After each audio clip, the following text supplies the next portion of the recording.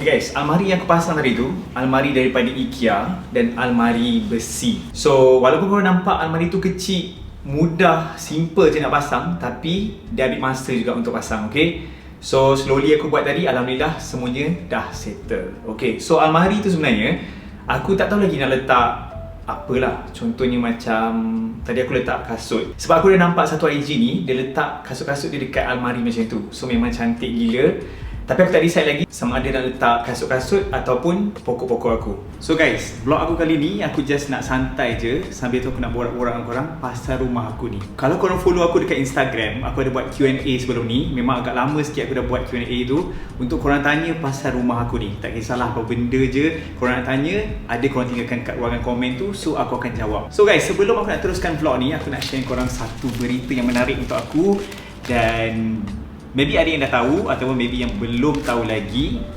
Masa berapa bulan Jumaat 3 Februari 2023, rumah aku ni masuk dekat dalam paper Metro Harian. Okay, Metro Harian ni aku tak sangka rumah aku masuk dekat situ. Yang paling best, besar dia punya page yang masuk tu. Ni dia guys, boleh katakan dalam 70 ataupun 80% yang dah siap. Banyak lagi yang tak siap sebenarnya.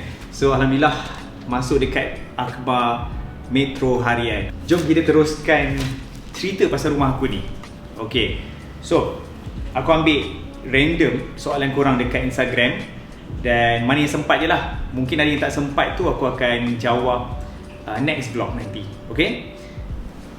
Okay, soalan ni daripada Hakim 810. Okay, apa yang dia tanya kat aku ni, nak tanya Odi, beli rumah Prima ke rumah Selangorku? Ini yang sangat-sangat menarik aku nak share dengan korang semua. Pengalaman aku beli rumah masa mula-mula. Aku memang tengah mencari rumah, dan rumah yang aku nak cari, kalau boleh sebenarnya aku nak rumah tanah. Okay, rumah tanah tu maksudnya rumah 2 tingkat ataupun setingkat pun tak kisah. Janji rumah tanah, rumah belah bawah lah. Okay, tapi apa yang boleh dikatakan, masa tu tiba-tiba kawan baik aku masa belajar, dia suggest kat aku ada satu rumah ni, rumah Selangorku. Dan kebetulan pula aku masa tu duduk dekat area Gombak. So aku memang orang Selangor, dan rumah Selangorku dia ada buat iklan ke ataupun aku tak sure benda, tapi kawan aku yang tahu sebenarnya. Dan dia suggest kat aku untuk beli rumah ni lah. Dan aku tengok terus aku tertarik. Okay, sebab apa aku tertarik? Harga dia bawah daripada RM250k, bawah daripada 250,000. So sebenarnya dalam bajet aku. Dan aku plan untuk rumah pertama aku ni, memang aku tak nak rumah yang mahal. Dan kalau korang tahu juga, macam aku cakap tadi, aku nak cari rumah yang landed, rumah belah bawah. Tapi kebanyakan rumah belah bawah sebenarnya semuanya harga 300k ke atas. 300k tu maybe apa orang kata, lucky lah kalau korang dapat. Tapi untuk masa sekarang ni 300k tu dah susah nak dapat. Mungkin dalam 300 lebih ke atas ataupun 400 lebih ke atas lah. Dan dia lari sikit daripada bajet aku untuk beli rumah bawah ni, rumah tanah ni. Aku dah ubah fikiran. Aku tanya dengan family aku, dengan kawan-kawan. So aku ada buat research juga. Aku rasa aku ambil rumah pertama aku ni, aku ambil rumah apartment. Maybe ada yang kata murah, maybe ada yang kata mahal. Bagi aku dia affordable lah untuk bajet aku, untuk target aku, untuk rumah pertama aku ni. So rumah ni dia punya square feet yang paling best sekali. Aku dapat rumah ni 1000 square feet. Tak tahu korang punya pendapat macam mana. Untuk mencari rumah 1000 square feet sekarang ni memang agak susah sikit. Okay, memang agak susah sikit. Dan kebetulan aku bersyukur gila kawan aku yang suggest kat aku ni, aku dapat 1000 square feet. Tak besar mana, tak kecil mana, dia just sedang-sedang je, just nice. Okay, so itu bab dia punya square feet dan harga. Dan mesti korang nak tahu lokasi rumah aku dekat mana sebenarnya. Dan bagi siapa yang dah baca surat khabar Metro Harian ni, mesti korang dah tahu dah dekat mana lokasi rumah aku sebenarnya. Area Cyberjaya. Mungkin ada yang tertanya, kenapa Odi nak pindah ke Cyberjaya daripada Gombak ke Cyberjaya, pula kerja dekat KL kan. So jarak tu memang agak lari betul, memang agak jauh. Okay, first kali sebab apa aku pilih rumah dekat Cyberjaya ni, dia punya location. Location itu bagi aku sangat-sangat strategik. Macam korang tahu, orang panggil Cyberjaya ni adalah bandar teknologi. Surrounding dekat area Cyberjaya ni bagi aku dia tak jam.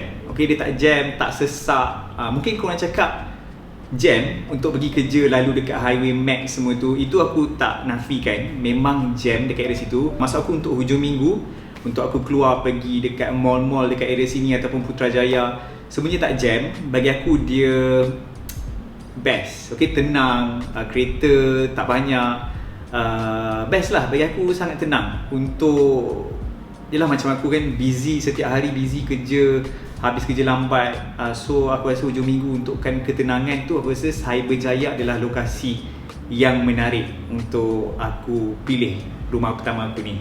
Walaupun aku berjauhan dengan ibu aku, dengan adik aku dekat area Gombak tu, so makcik dengan pakcik aku ni ada dekat Cyberjaya ni. So hujung-hujung minggu tu bolehlah diorang datang kat rumah aku ke lepak, macam itulah. Okay, dengan aku punya sepupu-sepupu semua tu boleh datang untuk lepak lah. Dan kakak aku juga, kalau bagi siapa yang follow aku punya journey, family kakak aku, diorang dah pindah ke Semenanjung.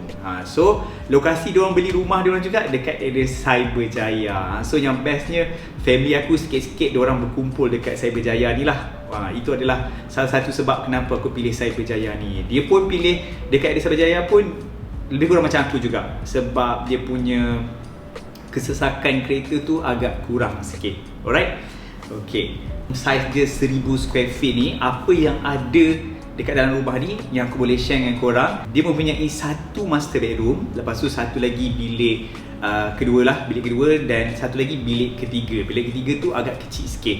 Dan untuk bilik master bedroom dan juga bilik yang kedua tu, dia punya saiz memang sama, kecuali untuk master bedroom tu macam biasalah, dia ada toilet dia sendiri. Dan untuk rumah ni, toilet dia ada 2 toilet. Okay, satu dekat dalam master bedroom, satu lagi dekat bahagian luar. Itu aku rasa standard. Dan apa yang aku suka untuk rumah ni, untuk desain rumah aku ni, yang best dia bahagian bilik. Okay, bilik aku, bilik tidur aku ataupun bilik tidur tetamu semua tu, dia bahagian ke dalam. So bila tetamu datang dekat area ruang tamu aku ni, bagi aku tak adalah mengganggu sangat untuk orang keluar masuk dekat dalam bilik dia tu. Okay, so dia tersembunyi sikit, dia ada hallway untuk pergi ke bilik tu. Itu yang aku suka desain rumah Selangorku ni. Dan selain daripada itu juga, apa yang dia ada balcony. Okay, balcony ni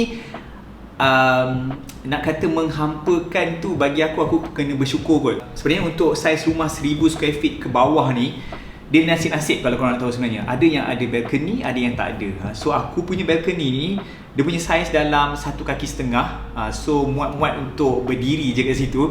Tak boleh nak letak kerusi ke, nak santai-santai kat situ, tak boleh. Tapi aku kena bersyukur sebab ada balcony tu. So aku boleh buka sliding door, angin keluar masuk. Dan paling best kalau korang nak tahu sebenarnya, rumah aku ni, dia punya angin memang kuat gila. Okay, memang kuat gila. Kalau aku buka sliding door ni, memang langsir akan berterbangan. Okay, memang kuat gila. Dan yang paling best, aku punya balcony ni, dia menghadap sunset. So sunset, dah berapa kali sunset dekat area rumah aku ni, aku dapat tengok view yang sangat-sangat cantik. Disebabkan rumah Cyberjaya ni dekat dengan airport, dia yang paling best sekali, korang akan nampak kapal terbang lah lalu lalang dekat atas ni.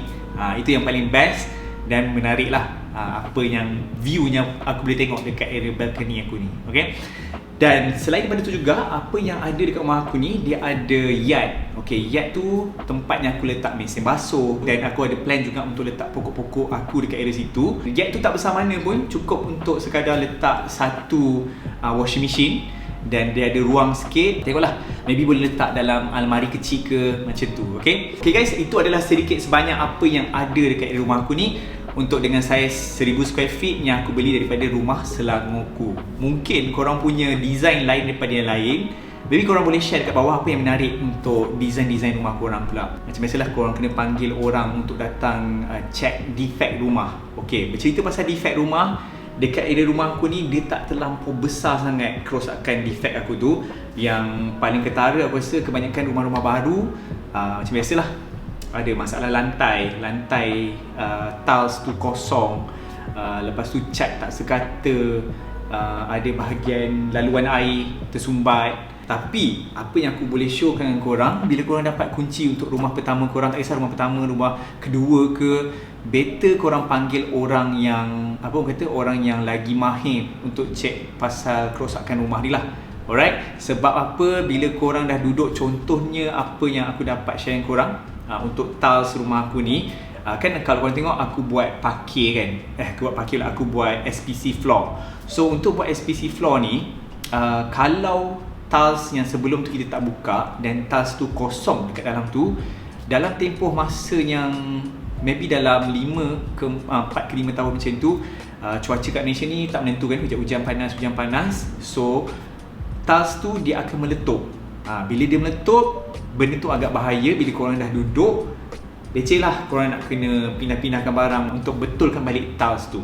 Kalau korang tengok vlog aku yang sebelum ni, ada part-part lantai yang dia tandakan kosong, dan ada yang part-part sebenarnya kosong tapi dia tak tandakan, maybe dia terlepas pandang.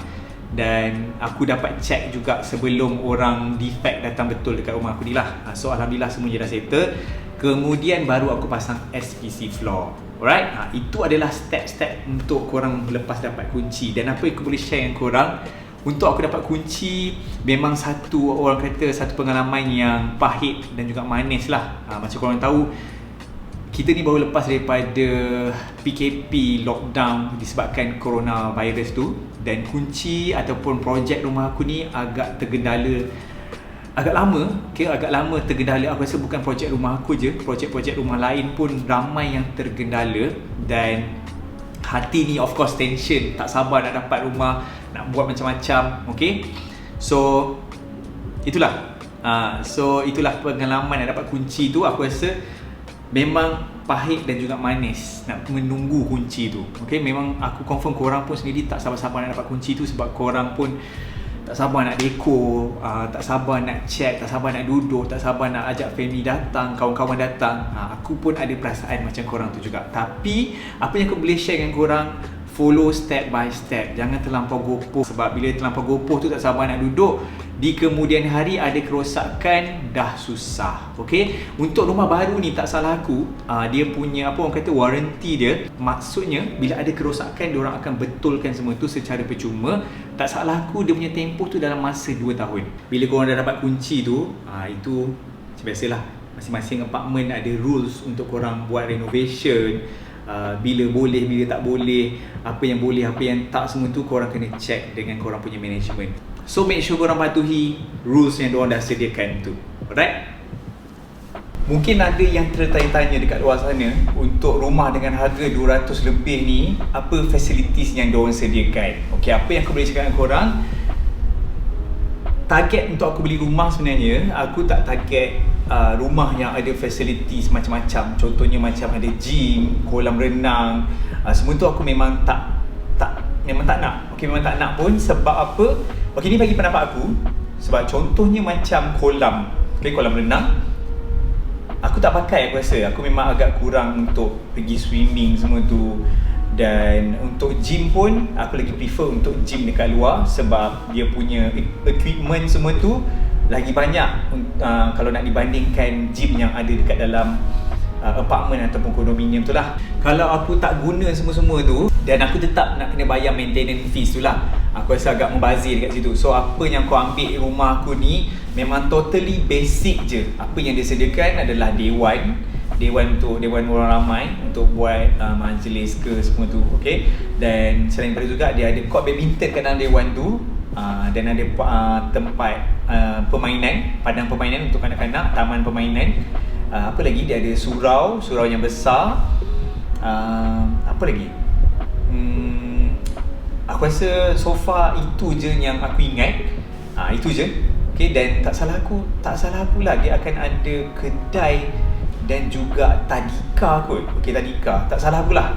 Kalau aku lupa, maybe jiran-jiran aku, siapa yang tengok vlog aku ni, maybe korang boleh tolong komen kat bawah ni. Bagi siapa yang nak beli rumah tu, korang fikir betul-betul. Kalau korang memang memerlukan, contohnya kolam renang, korang suka berenang, korang suka gym, korang tak suka gym kat luar, korang suka gym yang privacy dekat apartment korang, so korang carilah apartment atau kondominium yang ada facility macam tu. Alright, facility ni depends dengan masing-masing punya projek perumahan dan depend dengan developer masing-masing lah, apa yang diorang design ataupun apa yang diorang provide untuk korang semua tu. So korang kena check semua tu. Alright. So guys, itu adalah sikit sebanyak pasal rumah aku. So guys, aku rasa itu je vlog aku untuk kali ni. Maybe vlog aku ni slowly aku akan come back buat vlog yang banyak sikit lah, slowly, okay. Untuk video tag review semua tu InsyaAllah aku akan start balik, tapi aku punya planning aku nak buat lain daripada yang lain. Mungkin dari segi cara aku review tu aku nak macam sekarang ni, lebih pada santai-santai punya style. Tak naklah aku buat dalam satu tempat je macam last time korang tengok, sebab aku punya tempat agak limited sikit, aku buat dalam bilik aku je. So lepas ni maybe aku akan menggunakan segala ruang yang ada dekat dalam rumah aku ni untuk aku buat review. Tak kisah barang-barang gadget ke, barang-barang rumah ke, apa segala barang yang aku nak share korang, aku akan share nanti. Okay, so guys, macam aku cakap tadi, ada sebarang persoalan, pertanyaan, korang boleh tinggalkan dekat bahagian ruangan komen. Okay, jangan lupa follow aku dekat Instagram, sebab kat situ ada banyak daily vlog, ataupun korang mungkin terlepas daripada aku update daripada IG Reels yang pendek-pendek, semua tu ada dekat aku punya Instagram. So guys, kita jumpa lagi dekat next video. Bye. Assalamualaikum.